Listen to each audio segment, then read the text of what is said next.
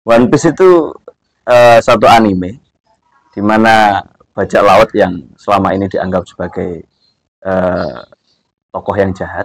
Kemudian ada salah satu pembeda, seseorang yang namanya Luffy. Ini dia slow living banget dan getol menyuarakan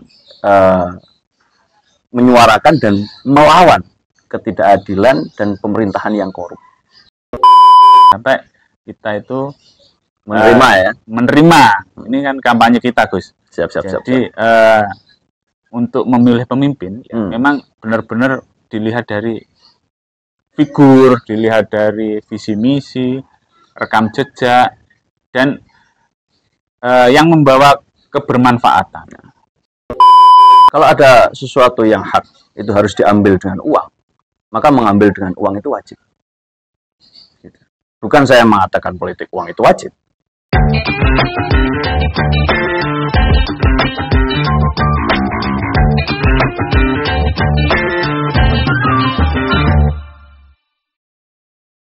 Assalamualaikum warahmatullahi wabarakatuh. Selamat siang teman-teman pemilih.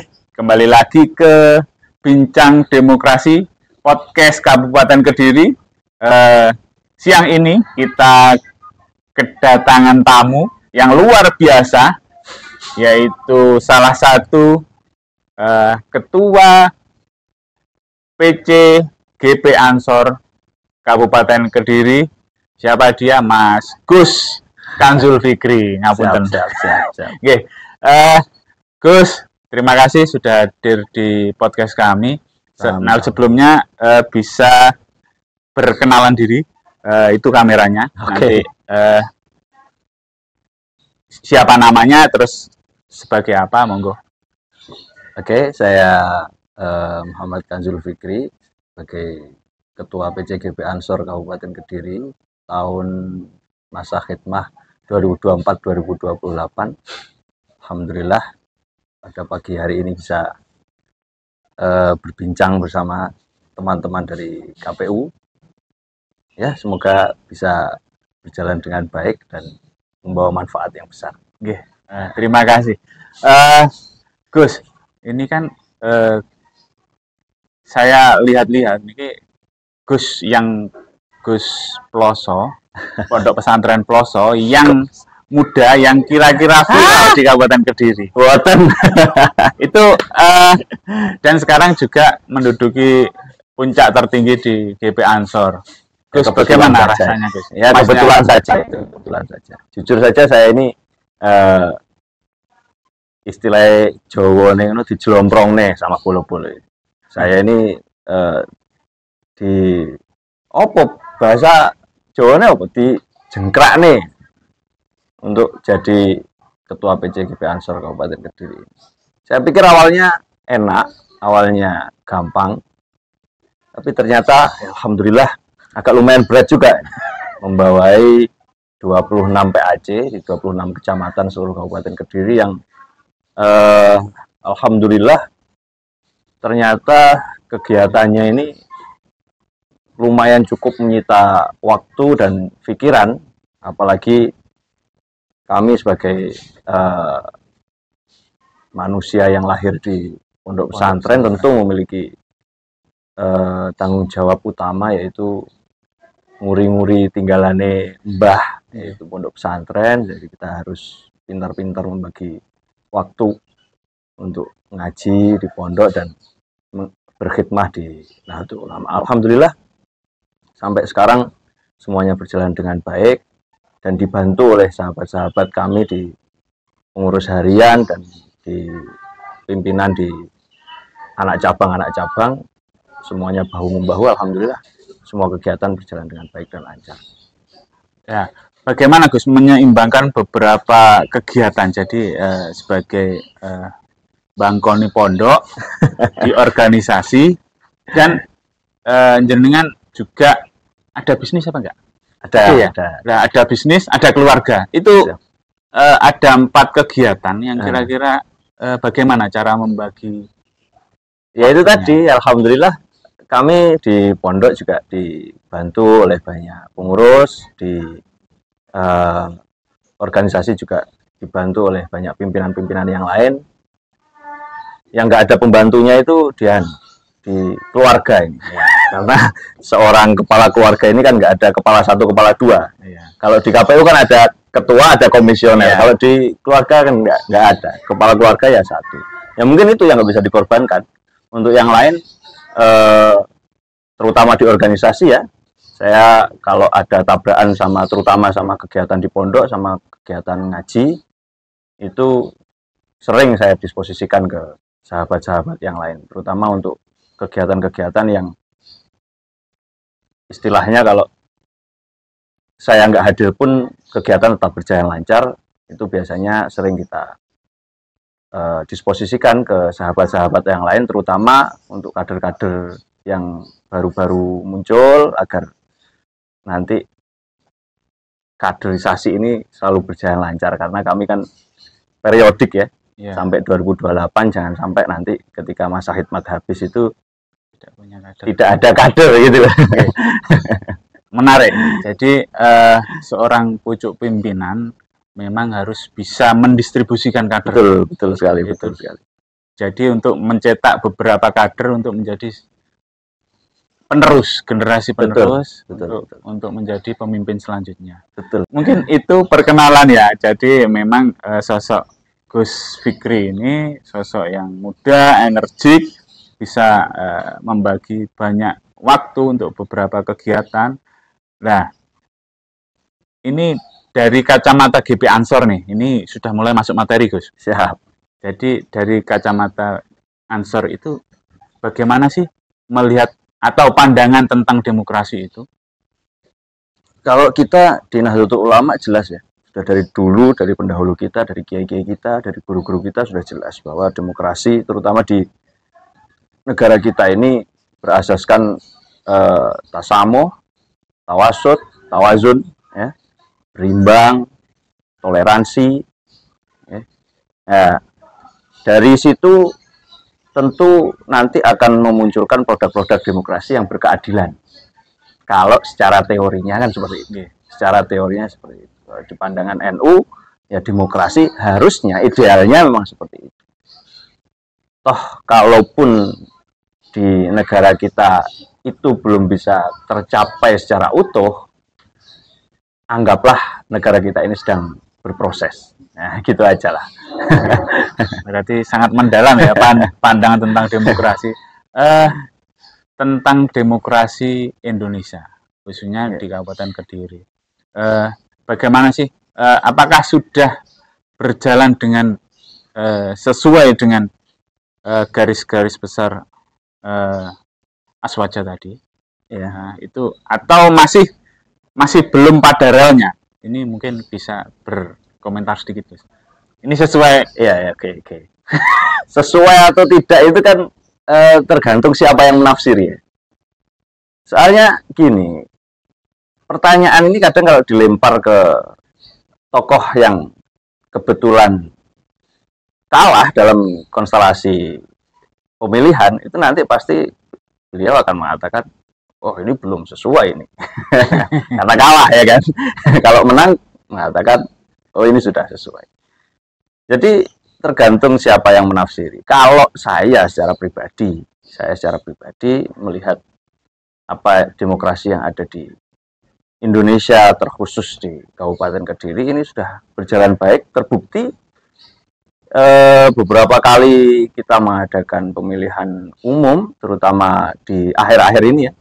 Di akhir-akhir ini mulai tahun 2014 sampai sekarang tidak ada yang menyisakan luka di satu titik manapun. Artinya masyarakat yang mendukung salah satu calon yang kalah juga tidak merasa tersakiti, yang menang juga tidak jumawa. Saya kira kalau khususnya di Kabupaten Kediri sudah lumayan bagus, masyarakatnya juga sudah lumayan dewasa lah dalam menghadapi demokrasi, terutama untuk pemilihan-pemilihan itu. Jadi memang kalau kita mengaca di yang terdekat itu pemilihan bupati dan wakil bupati yang tahun kemarin atau di 2024 itu kan ada 2 pemilihan. Yang pertama pemilihan DPR, yang kedua pemilihan pilkada, jadi pemilihan kepala daerah. Jadi di Kabupaten Kediri, ya seperti yang disampaikan jenengan tadi, memang masyarakat kita sudah dewasa. Sudah dewasa. Nah, itu tidak menutup kemungkinan. Itu salah satu barokahnya mbah-mbah kita atau guru-guru kita. Memang kalau Kediri nanti sampai geger, itu pasti Indonesia kan itu yang sering disebutkan, jadi ramalan Joyoboyonya nggak perlu sehyperbola itu juga lah. Jadi peran serta jadi pemuda, apalagi GP Ansor ini kan sangat strategis dalam membangkitkan semangat anak-anak muda yang terkesan apatis. Ini bagaimana, Gus? Maksudnya kan ada nih anak muda yang memandang demokrasi atau memandang politik itu kotor lah, katakanlah. Itu bagaimana untuk meyakinkan dari sisi jenengan, dari Ketua Pemuda GP Ansor? Ya, saya lihat anak-anak muda sekarang yang apatis tentang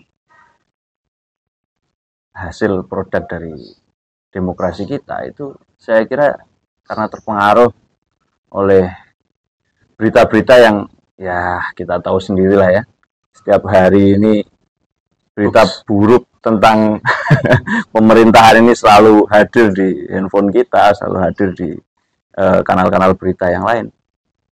Terpengaruh oleh itu, akhirnya ke direct nih anak-anak muda untuk mengecap ya, atau menganggap demokrasi kita ini nggak sehat dan hasil dari demokrasi itu pun juga kotor. Dan justru kalau apatis, ini justru adalah satu tindak pembiaran ya, oleh anak-anak muda yang idealis itu terhadap negara kita. Saya sering mengatakan hal ini ke kader-kader saya, ke sahabat-sahabat Ansor, untuk jangan pernah apatis pada politik dan produk-produk politik di Indonesia.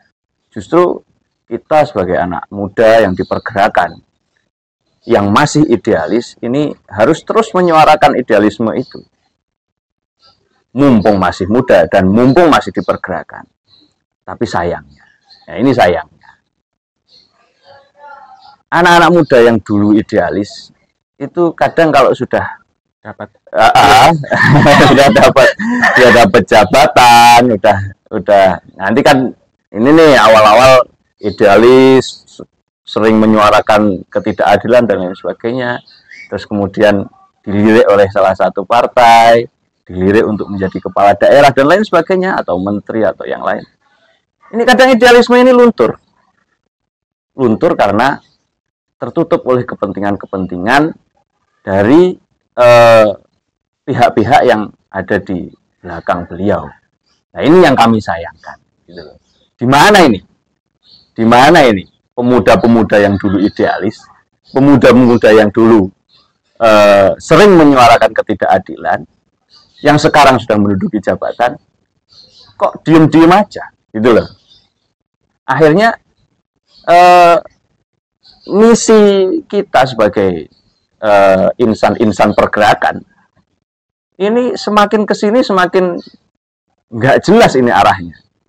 Kamu ini sering demo, ini tujuannya apa? Goalnya apa? Apa goalnya benar-benar untuk menyelamatkan Indonesia dari ketidakadilan, atau caper aja sama partai-partai itu biar dilamar gitu loh. Ini kan semakin bias kan, semakin ke sini. Jadi mengerikan sekali nih. Jadi cambukan bagi teman-teman muda atau teman-teman pergerakan yang sekarang sudah duduk, ini kritikan keras dari GP Ansor. Tapi kira-kira jenengan nanti habis 2028 kira-kira berminat apa tidak, Gus, untuk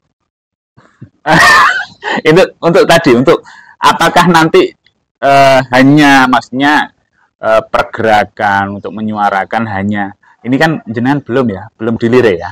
Tapi kalau nanti dilirik bagaimana, Gus? Sudah dilirik, sudah banyak justru yang mengirimkan proposal dan lamarannya itu. Tapi sampai hari ini saya pikir kok, alah siapa sih saya ini, kayak belum waktunya lah. Nanti kalau mungkin nanti di waktu yang tepat saya akan berlabuh ke tempat yang tepat. Saya pikir sekarang belum kalau sekarang. Belum. Ya, ini juga mulai terafiliasi. Jadi bahasanya belum itu akan menjadi.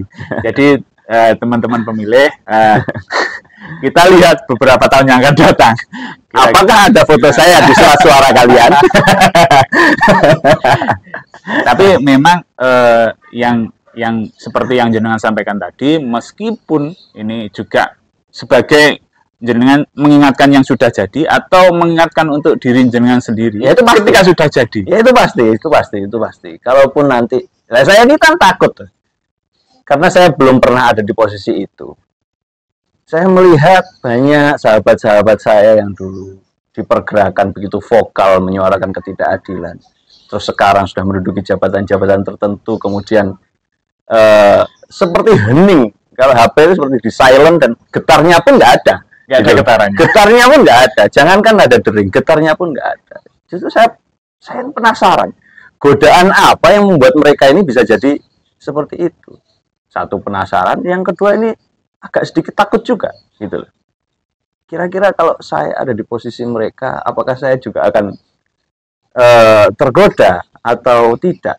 Nah, itu yang saya bilang tadi. Saya kayaknya kok belum waktunya kalau sekarang menemukan mau mematangkan dulu lah, mematangkan dulu idealisme saya, knowledge saya tentang bagaimana bernegara, bagaimana berdemokrasi. Saya kira sekarang masih cetek sekali, masih belum waktunya. Tapi yang penting kita tetap berbuat yang bermanfaat itu kepada masyarakat. Benar. Saya hanya melakukan apa yang harus dilakukan saja.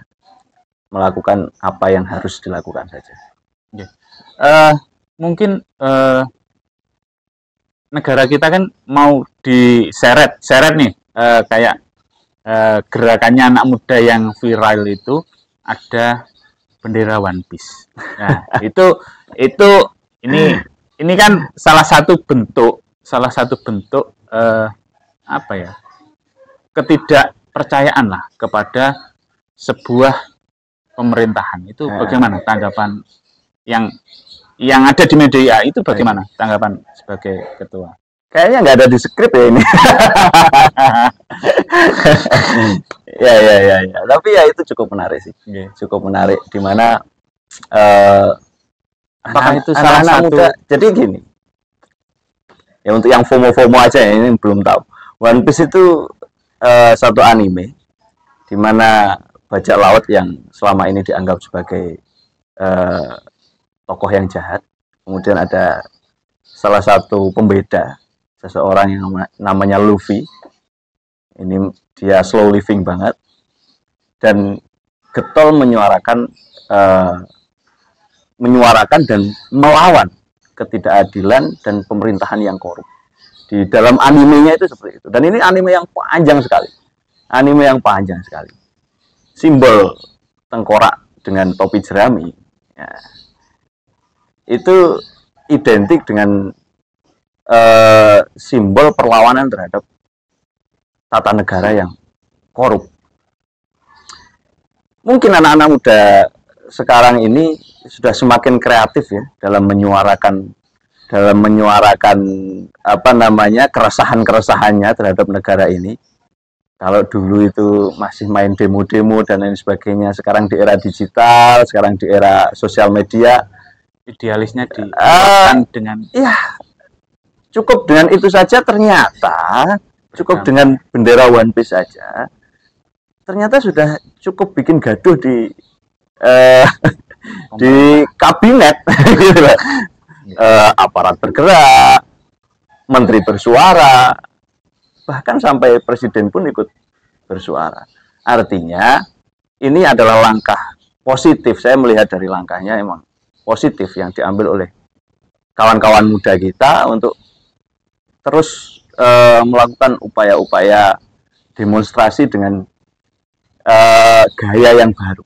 Semakin kesini semakin baik caranya. Saya pikir itu baik sekali, baik sekali. Berarti intinya itu tidak melawan nasionalisme. No. Tapi, jauh sekali. Tapi hanya perlawanan terhadap saya pikir semua orang yang sahabat-sahabat teman-teman muda yang mengibarkan bendera One Piece, mereka tidak luntur sedikit pun jiwa nasionalismenya. Justru karena jiwa nasionalisme itu kental, makanya bendera One Piece itu berkibar. Tapi tidak ada satupun yang ada di atas merah putih. Itu yang paling penting. Itu dicatat.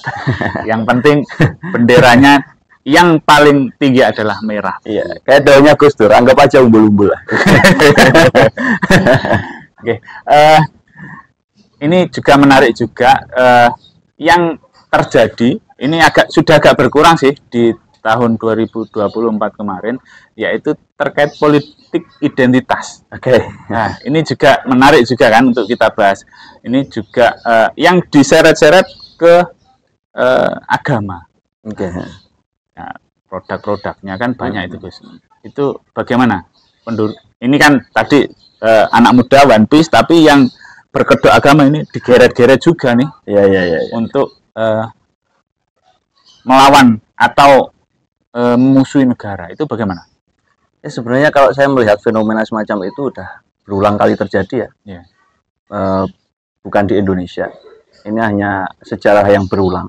Memang dari dulu politik untuk menggait massa banyak itu selalu identitas. Ya, selalu identitas. Hanya polesannya aja yang berbeda. Ya, NU dengan Madzhabul Arba'ahnya, NU dengan Ahlus Sunnah wal Jamaahnya, Pak Karno dengan Marhaenisnya, ya kan?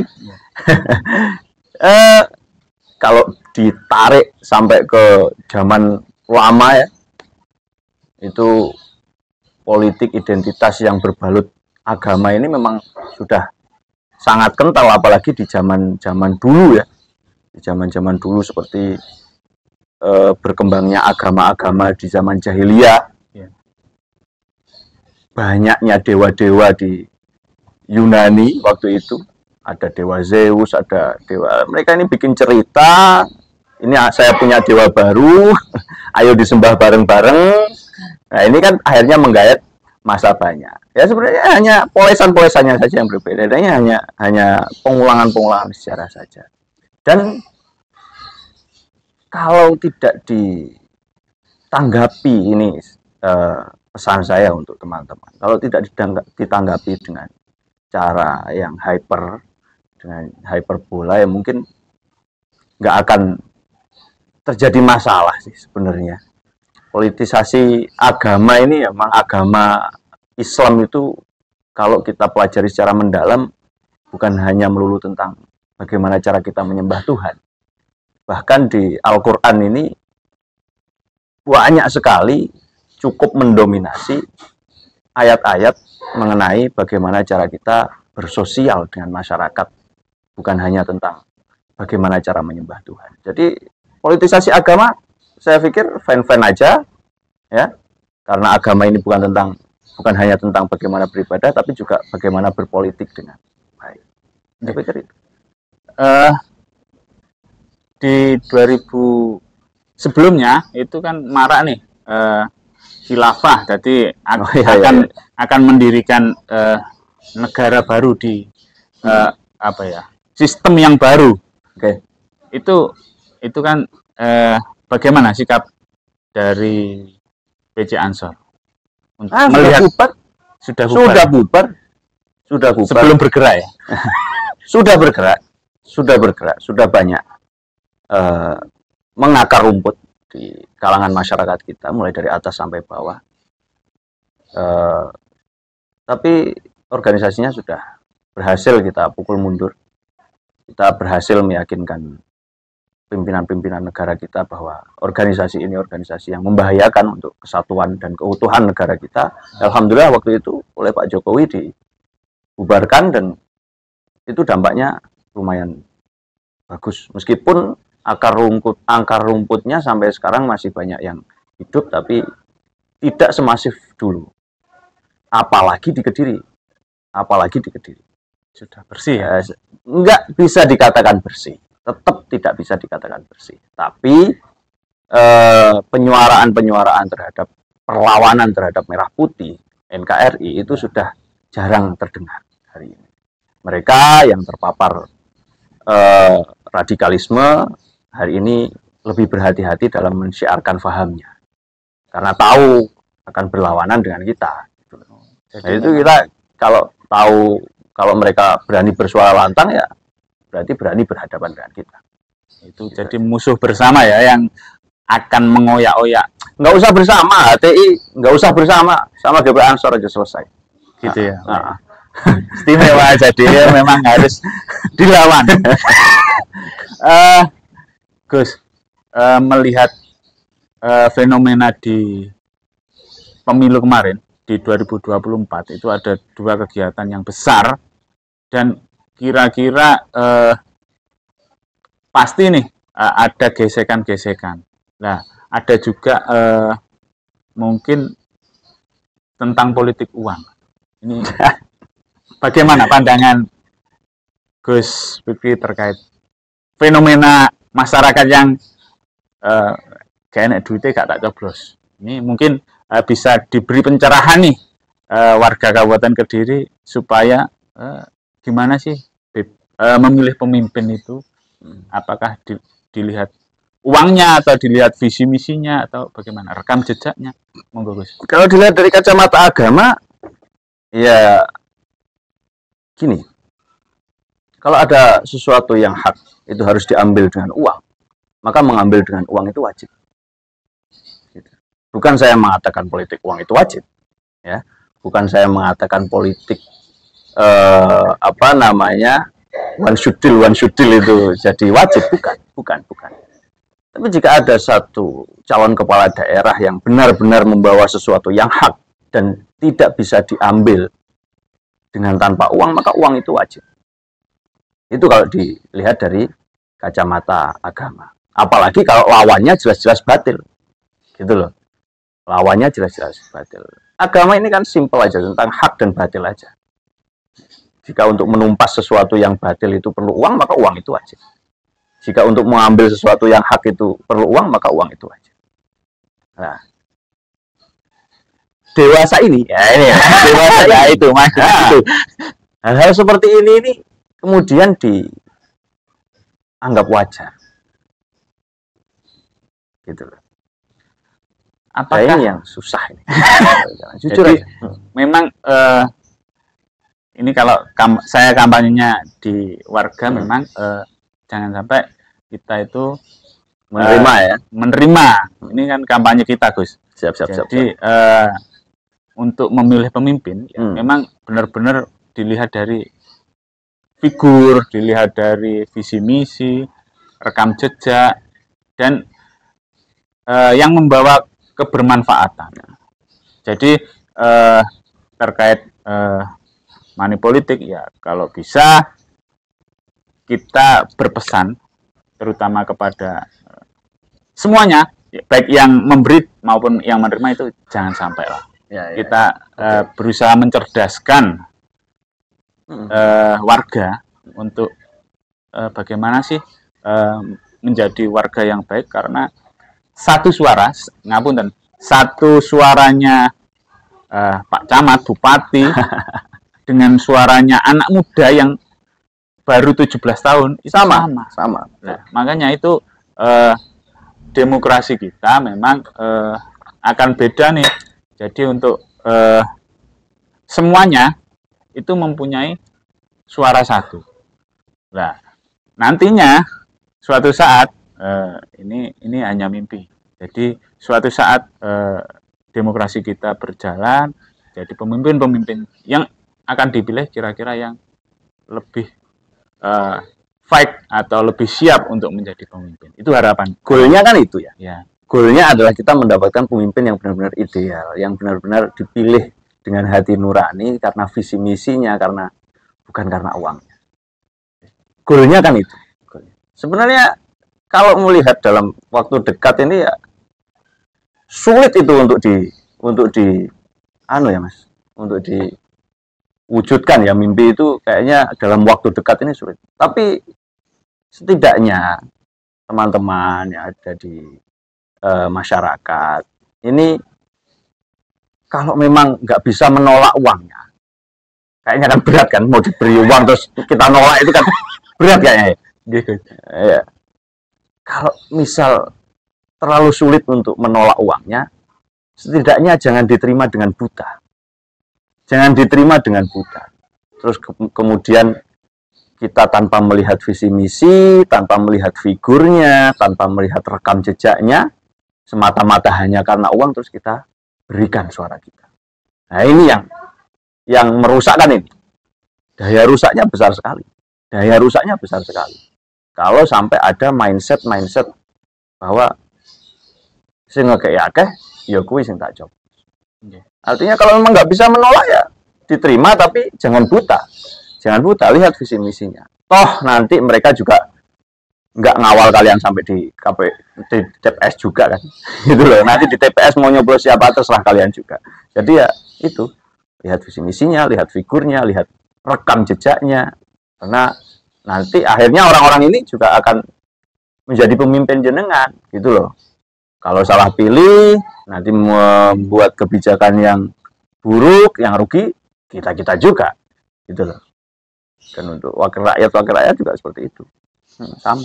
Bagaimana sih idealnya pemimpin untuk memimpin suatu pemerintahan, Gus? Aduh, bagaimana berat ini idealnya untuk menjadi seorang pemimpin? Ini jenengan udah tanya pertanyaan ini ke berapa orang? Dan saya yakin jawabannya pasti beda-beda ini. Ya, memang ini melihat dari karakternya masing-masing, memang bagaimana sih pemimpin ideal untuk memimpin suatu roda pemerintahan? Tergantung masyarakatnya, Mas. Tergantung masyarakatnya. Sekali lagi nggak ada hukum baku. Nggak ada hukum baku dalam memimpin. Nggak ada.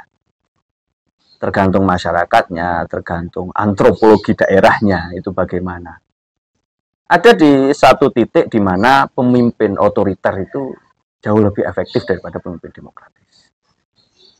Di satu titik di masyarakat tertentu, di daerah tertentu, mungkin pemimpin demokratis itu lebih efektif daripada untuk masyarakat yang sudah dewasa, untuk masyarakat yang sudah benar-benar tahu bagaimana demokrasi ini berjalan. Ini pemimpin yang demokratis tentu lebih baik. Tapi dalam titik-titik tertentu, masyarakat ya nyuwun sewu, masyarakat dengan SDM yang kurang baik, di negara-negara dengan SDM rendah, ini saya lihat kok pemimpin otoriter lebih efektif daripada pemimpin yang demokratis. Jadi sekali lagi sulit saya menjawab itu karena tergantung masyarakatnya. Untuk memimpin itu tergantung masyarakatnya. Nah, ini kan jenengan juga sudah tahu nih, masyarakat Kabupaten Kediri ini terlalu lebar itu tadi. Ini kan jenengan sudah tahu warga Kabupaten Kediri seperti apa. Ya, belum tahu, saya nggak kenal semuanya juga. Jadi kebanyakan pondok pesantren. Jadi memang paling enggak bagaimana sih untuk menjadi seorang leader. Ini versinya Ketua GP Ansor nih. Untuk menjadi seorang leader, paling enggak memimpin PAC-nya. Apakah di organisasi nih? Di organisasi sajalah. Jangan ke dalam keluar-luar, nanti akan bahaya. Akan banyak sensornya nanti. Iya. Kalau di organisasi ya, kan kita ada aturan ya Mas. Kalau aturan main, kalau di negara ini kan ada KUHP, ada. Kalau di organisasi kita punya PDPRT, kita punya ADART, ada anggaran dasar, anggaran rumah tangga, ada peraturan dasar, peraturan rumah tangga, peraturan organisasi yang bukunya setebal ini. Idealnya yang mengikuti itu. Kalau bisa mengikuti itu dengan baik, pasti akan memimpin dengan baik. Tapi ada mungkin di satu-satu kasus yang seorang pemimpin ini harus improvisasi. Nah, itu. Kejelian melihat titik-titik di mana dia harus kenceng, di mana harus improvisasi. Nah, ini yang harus dimiliki oleh seorang pemimpin, terutama pemimpin organisasi non budgeter kayak kami ini, gitu loh. Istilahnya teman-teman itu bukan lagi ujung tombak tapi ujung tombok. Ujung tombok. Ya. Jadi setiap ada kegiatan pasti tombok. Mungkin itu Gus. Jadi beberapa kesimpulan yang kita rangkum, ada beberapa hal tadi terkait demokrasi yang ada di Indonesia. Ini sudah pakem ini ya, tidak boleh bergeser lagi ya untuk NKRI sudah harga mati ya. Ini saya juga sepakat dengan pandangan GP Ansor dari untuk memandang suatu negara memang sikap nasionalisme sangat tinggi. Oh harus itu, harus. Nah, kalau ada ancaman juga siap menjadi garda terdepan, sangat siap melawan, berani mati kita. Untuk negara ini ada Banser juga ya Gus. Mungkin kata-kata terakhir Gus, ini untuk menyampaikan ke pesan-pesan ke terutama pemuda nih, pemuda yang apatis, yang tadi yang kita bahas, untuk menggelorakan bahwa pentingnya berdemokrasi, pentingnya berpolitik, itu monggo Gus. Ya pesan saya dalil juga. Wah, enggak. Pakai jas ini nggak boleh dalil ini. Nah, soalnya masih ada Bapak NU di atas. Ya pesan saya untuk sahabat-sahabat muda yang terutama yang ada di Kabupaten Kediri, jangan apatis sama politik. Kalau kalian melihat politik itu masih kotor, ya siapa lagi yang bertanggung jawab untuk membersihkan selain kita? Gitu. Itu jangan apatis, karena kalau kita apatis sama saja kita membiarkan ketidakadilan itu merajalela dan mengakar. Gitu loh. Bergeraklah untuk melawan ketidakadilan yang ada di negara kita ini. Jangan mundur, apalagi kena kepentingan tertentu, kena pesanan-pesanan. Oh, ini banyak ini di pergerakan-pergerakan ini, pesanan-pesanan dari pihak-pihak tertentu untuk menyuarakan A, untuk menyuarakan B. Makanya kan sering sekali ada berita-berita bahwa demonstrasi ditunggangi pihak ini, ditunggangi pihak lain. Tolong jangan dulu. Kita ini masih berproses. Kita ini untuk sahabat-sahabat muda, terutama di pergerakan, kita ini masih berproses untuk menunjukkan value kita. Ojo kesusu panen. Nandur dulu ya. Yang terakhir, mungkin pandangan dari GP Ansor sebagai melihat pilkada dan pilpres yang lalu itu peran KPU seperti apa? Apakah memang sudah di jalannya atau memang ini boleh kritik Gus? Oh iya. Mengkritik saya ini. Agak takut ini. Soalnya yang nanyain KPU ini. Tidak apa-apa Gus. Nanti kalau jelek akan kita sensor. Enggak Gus. Memang kita butuh masukan. Tujuannya apa? Untuk ke depan kita akan lebih memaksimalkan, lebih menjadi sosok yang lebih baik. Mungkin itu Gus. Kalau saya lihat untuk instalasi yang kemarin ya, untuk yang kemarin ini KPU Kabupaten Kediri di bawah pimpinan Mas Nanang Kosim dan jenengan juga dan timnya yang luar biasa baik. Ini saya kok nggak begitu melihat ada kecacatan ya. Saya tidak begitu melihat ada miss di sana sini. Saya pikir sudah sangat baik dibanding sebelumnya, Itu loh, saya nggak menyebutkan nama ya. Yang jelas sudah sangat lebih baik. Sistemnya juga dibangun dengan sangat rapi. Ini tentu ya tidak lepas dari apa ya, track record kepemimpinannya Mas Nanang Qosim yang memang sudah sahabat lama saya. Jadi ya memang sudah teruji lah beliau. Mungkin itu dari obrolan kita di podcast Bincang Demokrasi. Ada yang perlu disampaikan lagi, Gus? Sudah cukup. Sudah cukup ya. Terima kasih teman pemirsa. Ini yang perbincangan kita di podcast Bincang Demokrasi sudah di ujung. Terima kasih waktunya, Gus. Kula ngapunten ngerepoti. Memang di sini tujuan kami hanyalah sebagai pemanas dan nanti sebagai kekuatan untuk di 2029 sudah ada proses pemilihan lagi. Mungkin itu saja teman pemilih. Selamat siang. KPU melayani.